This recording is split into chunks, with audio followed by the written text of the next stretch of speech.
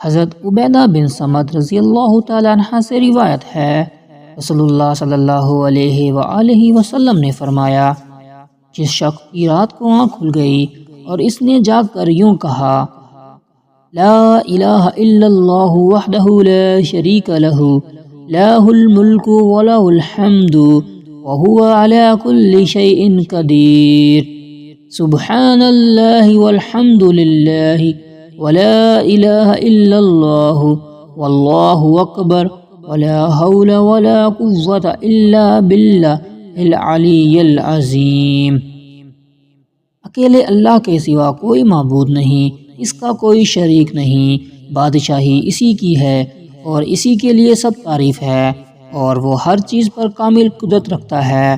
اللہ پاک ہے اور سب تعریف اللہ ہی کے لیے ہے، اور اللہ کے سوا کوئی معبود نہیں، اور اللہ سب سے بڑا ہے، اور بلندیوں اور عظمتوں والے اللہ کی مدد کے بغیر نہ برائی سے بچاؤ ممکن ہے نہ نیکی کی طاقت۔ پھر اس کے بعد اس نے یہ دعا کی، رب اغفر لی، اے میرے رب مجھے بخش دے، تو اس کی بخشش ہو جائے گی۔